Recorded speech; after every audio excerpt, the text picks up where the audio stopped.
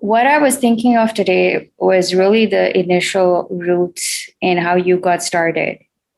You dedicated your life, which is you've been doing this for the last 40 years now. You've been teaching process painting. And as we know, being part of the community, that it goes beyond the painting process.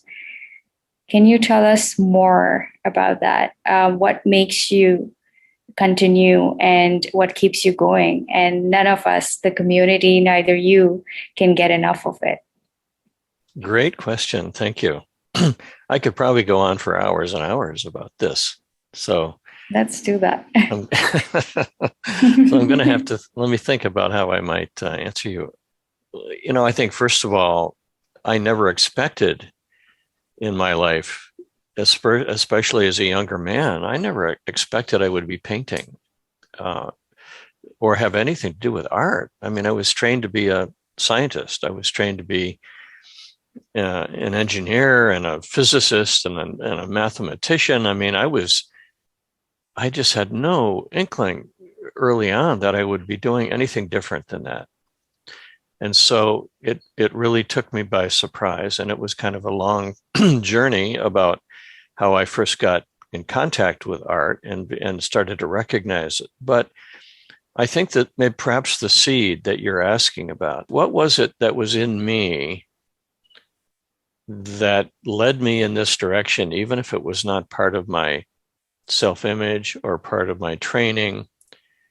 What is it that stimulated me then and to recognize the potential in the painting process?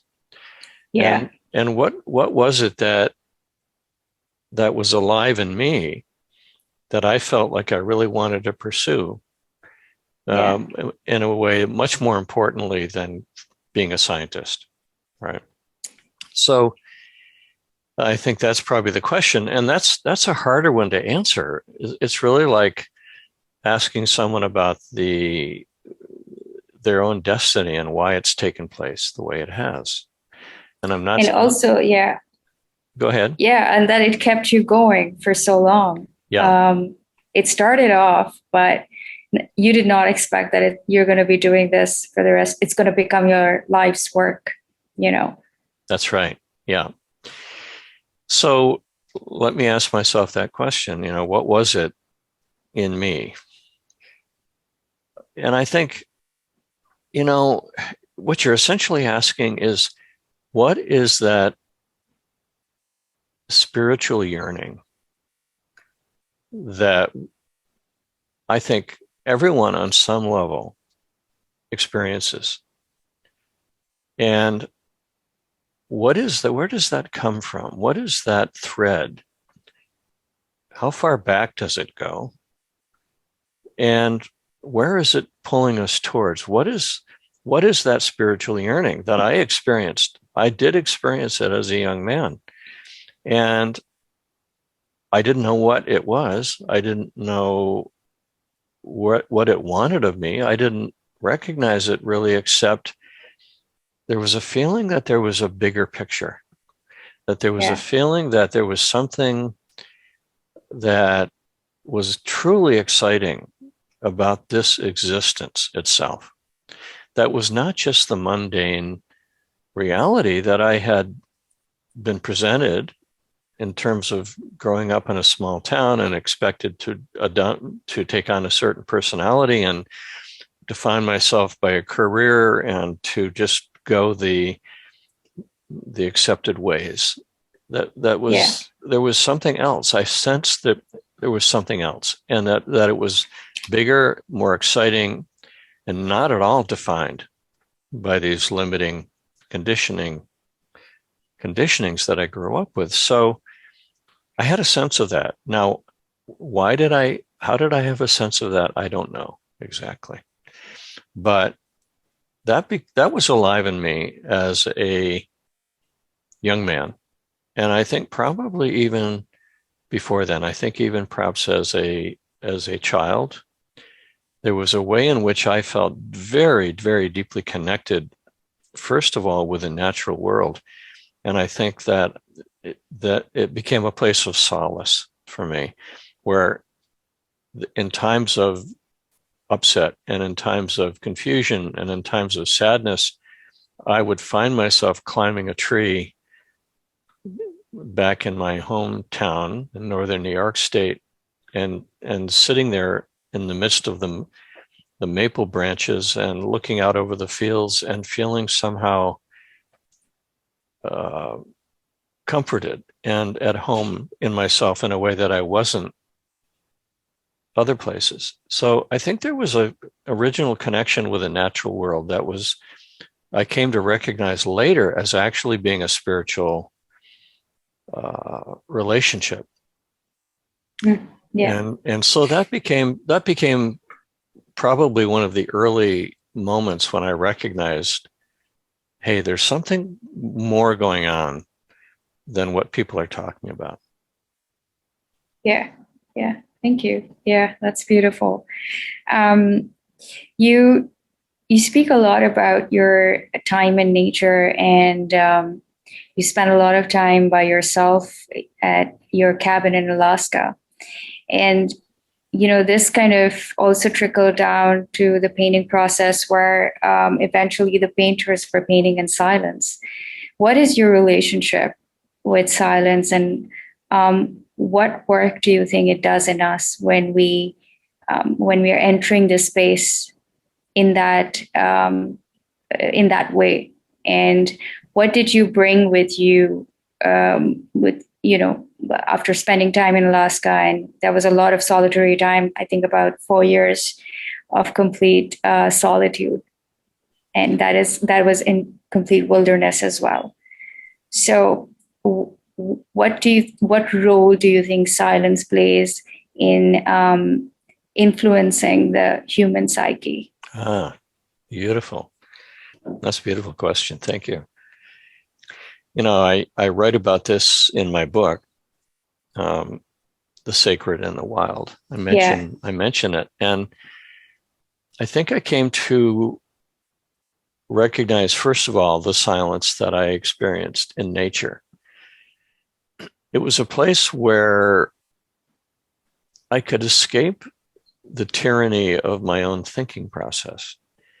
Because, as I mentioned, being in the nature and being alone, and it was important for me to be alone, even as a young boy. Yeah.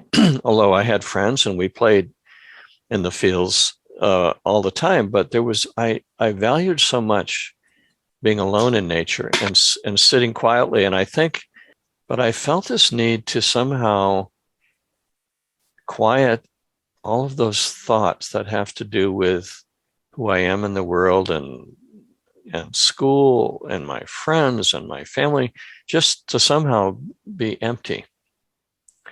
Yeah. And so that became quite important to me. And then later, as I began to acknowledge what that silence really held, and to understand that there's much more to it than just an emptiness. There's much more to it than just a lack of things. On the contrary, it's a fullness. Yeah. And there's a wholeness in that silence that is deeply fulfilling.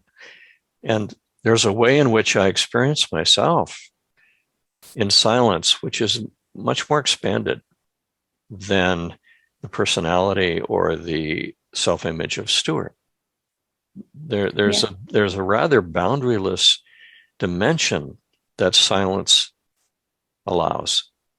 And by that, I mean a boundaryless dimension of self, of a sense of identity that silence allows. So that's why I was attracted to it. And early on, I would, as a young man, I found myself wanting to be in the wilderness, because that's where I could feel the silence. It's almost as though getting out of town and getting out of areas of human habitation, there was an opportunity to touch into that silence in a yet more deeper, more profound way. And so that's what attracted me to Alaska, because here was a completely undeveloped, compared to the rest of the country, real, true wilderness that had not had large areas of it had not had human habitation for any ever, except for random nomadic indigenous people, but they occupied such a little portion of the landscape. So there was a true wilderness there, which meant a true silence. And I felt that when I went there as a young man, and I didn't quite have words for it, but I knew I wanted more of that. I knew that I felt there was something there for me. And that's what led me to eventually build my own cabin outside of Fairbanks, and to then spend 4 years alone, and most of that time in silence. Beautiful. Amazing. Yeah. Yeah. And you came out not recognizing who you are going to be, or not knowing actually that how you were going to be in this world outside of that cabin, but you still felt ready. I thought I might spend the rest of my life in that cabin, or in some cabin in Alaska. I just felt like, well, okay, this is maybe my place. I feel at home here. But after 4 years, I did feel the urge to, something kicked me out of the cabin, and I felt the urge to be engaged with the world. I didn't know how. I didn't know who I was for sure. And my training as a scientist felt very removed from me. I had removed myself from that identity. So I was not attracted to that, but I had no idea what I would do. Yeah. I had no sense of who I was and what I was going to do with my life. And that's how one of the first principles of probably process painting emerged, before you actually laid down the principles, when you started doing the work much later. And it was probably you trusting that not knowing, and that was that impulse that you followed, that it's now time, and that it was strong enough that for you to follow and get out of something that you were, the life that you were living for 4 years.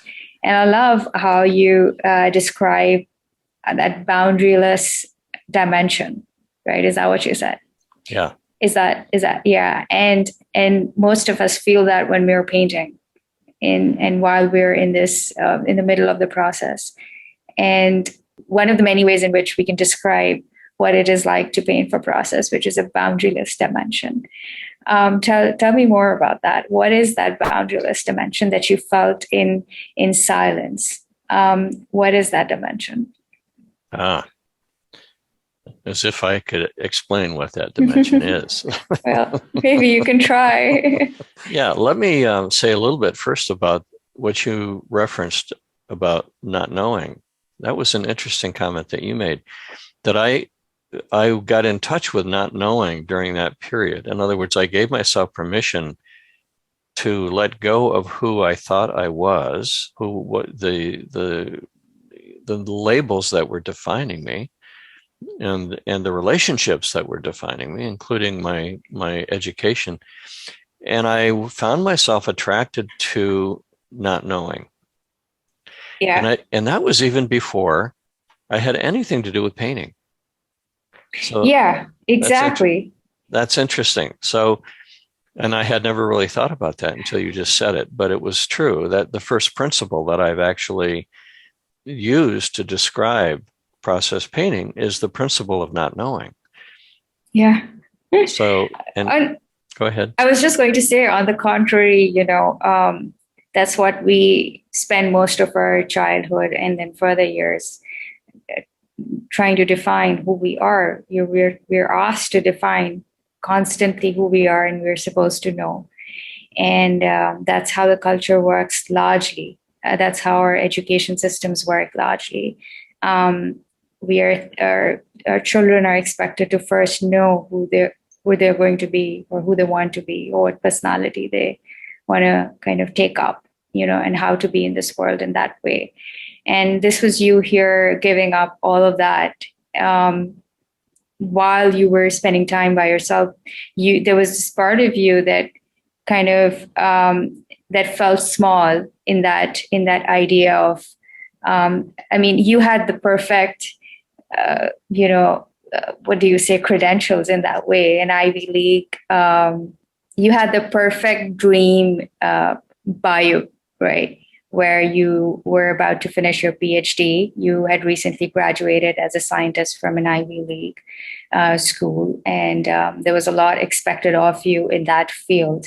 And so, giving up that kind and that quality of a background that you had was probably a huge deal in that time, and a lot of trust at your end, probably you not knowing, but you trusted something inside of you more than the credentials that you had acquired over time.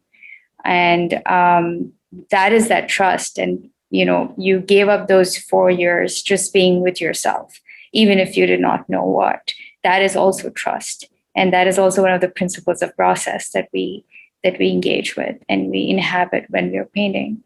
You know what's interesting, Zainab, that in a way I was supported by the era that I was in as well. Mm-hmm. Of course, yes, hippie era. That's important. Yeah, I mean, I was a hippie. I had long hair down to my butt, and I identified with the milieu and with the zeitgeist of the time. Yeah. That there was a real movement afoot of awakening in the 60s. And people were willing to really try on different ways of being in the world and to step outside of this rather rigid and deadening conditioning that had been going on forever and ever in this country, certainly after World War II and up and through the 50s. And that's what I grew up in. Mm-hmm. And I found it deadening. And so when the 60s came along, I think there was a way in which there was a breath of fresh air. And mm-hmm. this sort of experimentation that I went through was not that unusual, you might say, for people in my generation. There was a lot of newness happening. So I think that gave me some permission to be willing to abandon the old ways and willing to abandon my education even and my path that I had started. And it gave me permission to be on a search for something that was more satisfying. Because the fact is, you asked me what drove me to be willing to abandon my education and my own label and all the work that I had put into getting where I was. It was dissatisfaction. Yeah. I was not happy. I felt the limitation, and there was a desperation in that. There was a sense that this is not working, and the future that I see laid out before me is really unappetizing. And I need something else, and I don't know what it is. So I think that was part of the inspiration for me. That was part of the driving force to go and be alone in the way that I did. Mm. And I think during that period, other people did it in different ways. So this was my way. It was more of a contemplative way, obviously. And, who can say why that appealed to me more than being more politically motivated, for example, and being more involved in society and community. But for me, it was very much of an inward journey. Mm-hmm. And that's what I felt called to. And that's what I was willing to acknowledge and commit myself to, especially once I had built my cabin in mm-hmm. Alaska, and I was still working at the university for a PhD program. And when I recognized the difference between those two worlds, as I mm-hmm. jockeyed between one and the other each day, living alone in this cabin and then walking miles through the woods to get to this rather major research institution and having to change my persona to enter that environment, mm-hmm. and then to leave that at the end of the day and come back to where I actually felt more myself and more at home. And that the duality involved there and the juxtaposition of those two worlds kind of being next to each other made me realize what it is I really wanted. And I guess for some reason I had the courage to do it. I had the courage to say, okay, I'm leaving this whole direction that I have been traveling on up until that point in my life, and I'm just going to go sit in the woods by myself. And of course, it was rather alarming to my family, and it was alarming to my associates at the university, and no one understood really what I was doing. And of course, I didn't understand either. That was the intriguing part of it. I didn't really know why. Yeah. But I knew that I wanted to. I knew that that's where I felt the most whole. And that's where I felt this, what you're referring to is this boundaryless dimension. And I think, again, I want to come back to that because that's what called me again and again and again. The sense that there was a dimension that was without boundary, that was not far. It wasn't at the end of some long road. It was right here, if I could give myself permission to be in it. And therefore, I had to go through, in those 4 years, I went through a period of divesting myself, of letting go of all of these smallnesses, all of these ways in which I had been defining myself that were now too small for me, but not having another idea to grab onto because, and again, in a way that would have been too small too. So it was kind of letting go of all these ways in which I had been labeled, in which I had labeled myself. And it was very insecure at times because, some people thought, oh, Stewart's depressed. He's just going through depression. So they labeled it as a pathological state. But I knew there was something else somehow.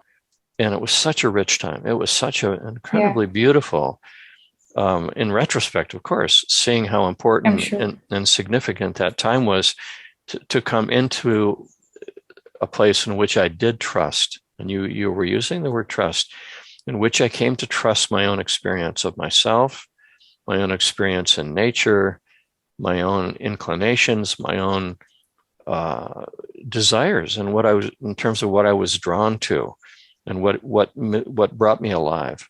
And I came through that experience. I think I came to trust those things in myself, and that provided the foundation then for me to actually reach out and to explore what could actually happen in my world and in my life. Yeah. Well, thank you. That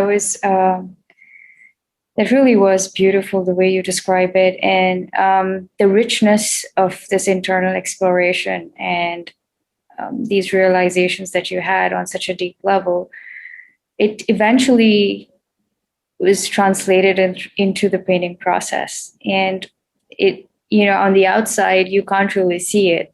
That is the paradox of this whole thing, where you see paintings, but I think we see this richness that you had back then in your inquiry, that somehow translated into the painting process. How do you think how are we asking these questions when we are beginning to paint, and how does that kind of translate into this process and kind of finds its way, in fact, into this process, these questions that you had back then, and this whole idea of trust, of letting go of personalities and personas that, as you said, that felt so small. Do you think your initial exploration and your time by yourself translated then in the painting process the way it did, and that kind of was the source of it, and the roots of it started there for you? You said something really interesting, Zainab, about how it's not visible. Yeah. That's absolutely interesting. That's so interesting. I mean, that's the struggle that we have as facilitators, right? Because on the outside, none of this is being shown unless you're entering this process. And then the show begins, right? The inner show. The show begins and we don't recognize it for what it is. And that's that's Hmm. something I've seen that I realized early on, was that the potential that exists in this use of the tool of painting that we're calling process painting, the potential that exists is immense in terms of Absolutely. this discussion that we're having. And so even people who do it often in the beginning, but they don't recognize it. And and even Yeah. later, as they've done it for a while, there's a deeper and deeper sense of recognition that's possible. But I think on the surface, it looks like, oh, it's just some color and there's a piece of paper and and it's not even very sophisticated and I'm not trained actually. And it looks kind of clunky. It looks childish. And, and what's going on here anyway? Why would I spend my time doing this? What am I going to get out of it? People don't they see it on the surface, right? So they don't really actually recognize what's going on internally. And so Yeah. that's what I feel I came to recognize. I mean, it got more and more available to me to recognize what was really going on over the decades of doing it. Yeah. I sensed something very powerful about it in the beginning, and I felt drawn to it, and I knew it was important. I knew it was important enough for me to devote myself to it. And I did go back and forth a lot in the beginning about, am I actually going to be a painting facilitator when I'm not even an artist, for Pete's sake? It's like, and I tried doing other things, which I do kind of go more into detail in the book. But Yeah. I tried becoming a body worker, and I tried Yeah. doing other things, but nothing really felt like it had the depth that this did. Absolutely. So Yeah. then as I devoted myself to it more and more, I recognized the aliveness in it. I saw the changes happening in people. I saw the changes happening in myself. I felt that I was able to, through this process, I was able to bring myself to kind of rub shoulders with that dimension that we're talking about, that boundaryless dimension, that it would become more available to me when I did the process. And I would confront my not knowing, and I would have to kind of let go of my agenda and what I thought was happening, and then doing that with people, encouraging them to let go of their agenda and what they thought was happening, and therefore coming to this essence of not knowing that we've been talking about, which is really that boundaryless dimension. Yeah. And when we touch it, when we embody it, there's an aliveness, there's a sense of potential there that exists. There's a spark that awakens in the individual. And there's nothing more satisfying, in my view, there's nothing more satisfying than having that spark awaken and seeing that spark awaken in others and sharing that experience. Because there's another large part of this, Zainab. It's not a solitary experience for people. There's something really important about the community. Yeah.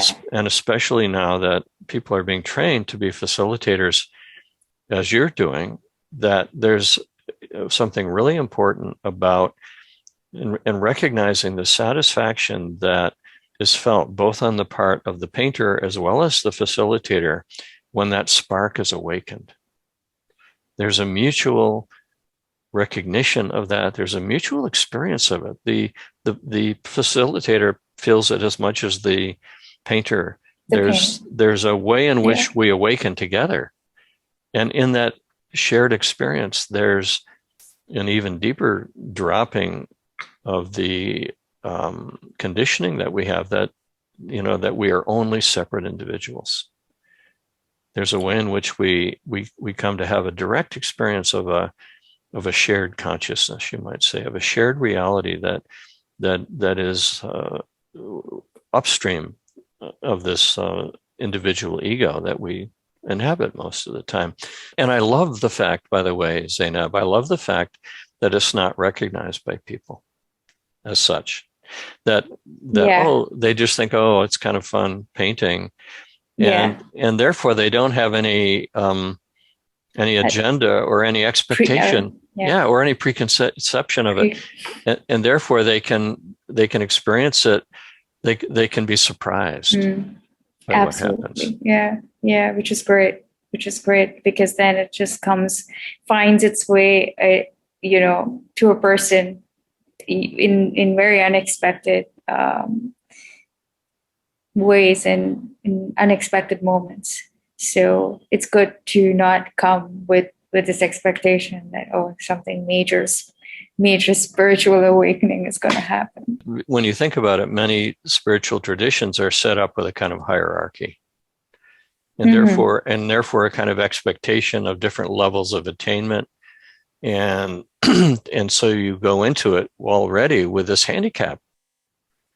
And what's beautiful about this process, you have no idea what's happening. You can't have any expectation or any preconception is deadening and makes you less interested in what you're doing. So you sort of naturally find yourself being drawn to not knowing, the larger dimension of not knowing.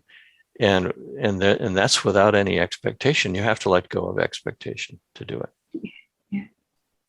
So, well, thanks. This kind of gives more perspective towards to the process itself, which is more about embodying these concepts and what happens when you embody these concepts. So it's more, it takes you away from the whole visual part of this, where that is a byproduct of embodying these concepts. One thing you're addressing there, Zainab, is the what I call off the page.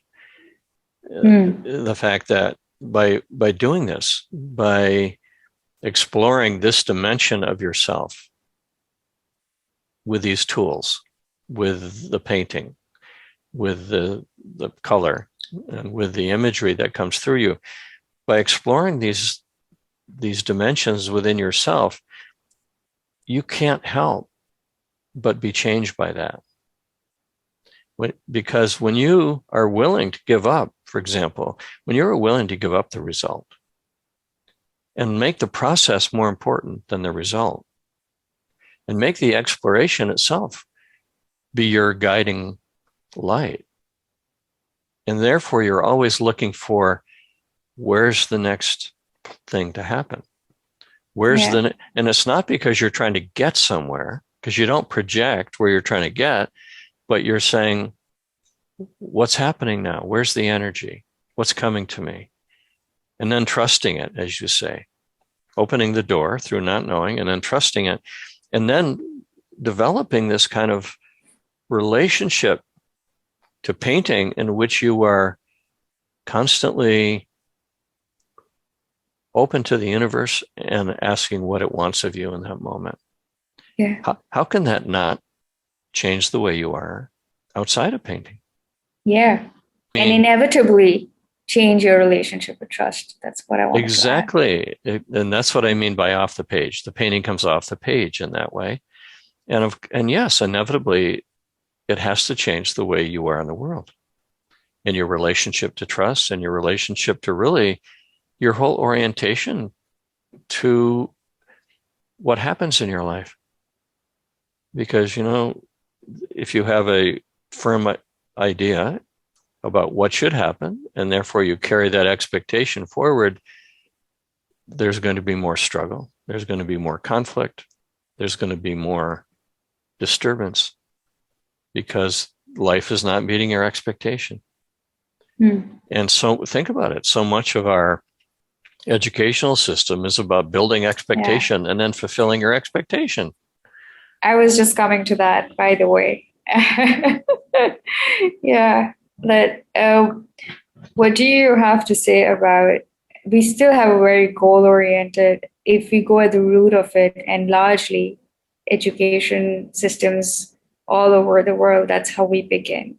We first need to know where we're going. And we need to have goals and aspirations before we've just even started to live or understand what it feels like to do something, and what it feels like to, let's say, not do something. Very subtle impulses. We're conditioned in batches, right? Yeah. What could change down there at root? Well, when you think about it, the what's missing in the educational system is accessing that person's individual destiny and getting them to open to the resources that they have within themselves to know what that destiny is, to follow the thread of their own destiny. That's not what our educational system does. Our educational system says, choose what you're going to be doing. From here's a slate of things that you can choose from, and hurry up and do it so we can get you in that pipeline. Yeah. And therefore label you and know who you are, and you better stick to it, because if you don't, then you'll be labeled a failure. Mm. And what's missing is this deep respect for that knowledge that each person carries within themselves that is covered up by the educational system and not respected by the educational system. And so, and it comes from not knowing first, but we don't allow that, right? We don't allow for the not knowing period. We are threatened as a culture by not knowing. Absolutely, yeah. And yet, for me, that's the source of our richest potential. What do you have to say about prolonged not knowing? We see that also kind of kicks in. Not necessarily everyone is going to follow the impulse of leaving that cabin, right? How do you recognize that it's time, that not knowing period has spoken and it's time to act? Or, as we say, active listening. Yeah. Which is very different from I don't know, right? Yeah. I like the term active listening.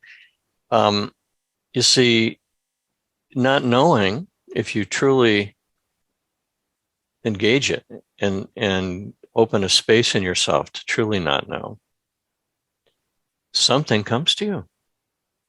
It's not empty. Yeah. On the contrary, it is really not empty. Yeah, it is not. So then the challenge is, do you trust what comes to you? Yeah. And I think this is where people sometimes can be stuck in their not knowingness, as you say, prolonged not knowing, where there's a fear of making any decision out of their not knowing, because they think that, that somehow they're more comfortable in their not knowing, but it's risky then to actually act on something that might come from your not knowing. In other words, what I mean by that is, when you allow yourself to not know, you're opening a space in your psyche, and that space is like a vacuum, and it's going to pull something into it. And it's going to pull it from a place that is not made up. It's not a place conditioned by your education or by even your family, or it's coming from a deeper strata of your own being. And therefore, something shows up. And it's going to show up not only with an image, which is what we do in the painting, right? When something shows up, we take the image and put it on the painting. But it's going to show up with a feeling. It's going to show up with an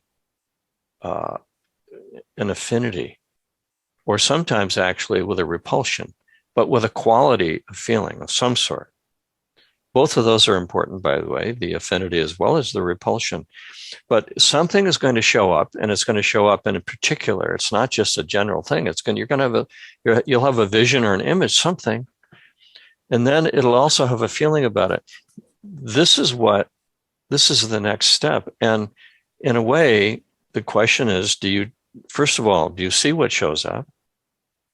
Do you acknowledge what shows up? And then, do you dare act on what shows up?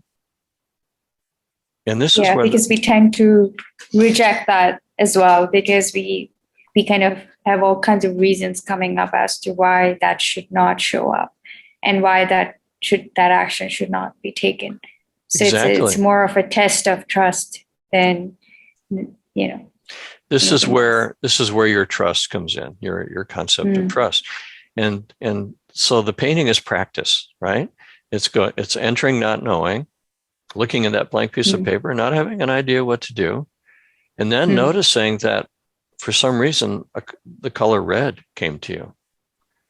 And it'd be very easy at that point to say, oh no, that's just, that's just because, I don't want to do red.